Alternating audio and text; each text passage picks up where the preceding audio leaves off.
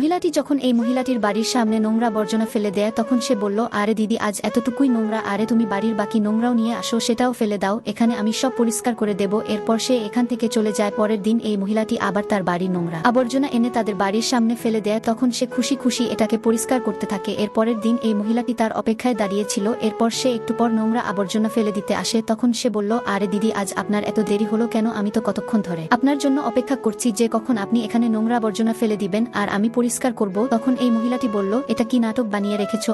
আমি প্রতিদিন নোংরা আবর্জনা ফেলে দেই আর আপনি কি না খুশি খুশি পরিষ্কার করে দেন? আরে আগে তো এমনটা করতেন না, আগে তো আপনার আর আমার এই নিয়ে অনেক ঝগড়া হতো। তখন সে বলল, যখন আপনি আগে এখানে নোংরা আবর্জনা ফেলে দিতে তখন আমার অনেক রাগ হতো, আমার মন এটাই করতো যে আমি আমার বাড়ির সব নোংরা বের করে আপনার বাড়িতে ফেলে দেই, কিন্তু তখন আমার স্বামী আমাকে একটা কথা বলেছে যে এমনটা করে কোনো কিছু হবে না, দেখো আমার ওই মহিলাটিকে ভালো করে বুঝাতে হবে। তখন সে বলল, কি বুঝাবো ভালো করে? আরে এমন লোক ভালো করে বুঝে না, আজ সে আমার বাড়ির সামনে নোংরা আবর্জনা ফেলে দিচ্ছে, কালকে সোসাইটির অন্য লোক এসে নোংরা ফেলে চলে যাবে, তখন তাদের সঙ্গে আরো ঝগড়া লাগবে, কি করব আমরা? তখন তার স্বামী বলল, এমনটা কিছু হবে না, আমি যেটা কথা তোমাকে বলবো সেটা দিয়ে তারা তার ভুলও বুঝতে পারবে, আর আজকের পর এমন কাজ সোসাইটির কেউ করবে না। খালি তোমার একটা কথা বুঝতে হবে যে খারাপকে কখনো খারাপ দিয়ে শেষ করা যাবে না, খারাপকে শুধু ভালো দিয়ে শেষ করা যাবে। এরপর সে বলল যে ওটাই আমি আমার স্বামীর কথা মেনে চলছি, আর তখন থেকে আমি ভেবে নিয়েছি যে যখন যখন আপনি আমার বাড়ির সামনে নোংরা ফেলে যাবে আমি চুপচাপ এসে আপনাকে কোনো না বলে খুশি খুশি সেটাকে পরিষ্কার করব, কারণ বাড়ি তো আমারই, পরিষ্কার তো আমাকেই করতে হবে। আর হ্যাঁ, যদি আপনাকে এখানে আসতে একটুও পরিশ্রম হয় তাহলে সব নোংরা আপনার বাড়ির সামনে ফেলে রাখবেন, আমি সেখানে গিয়েও পরিষ্কার করে দেব,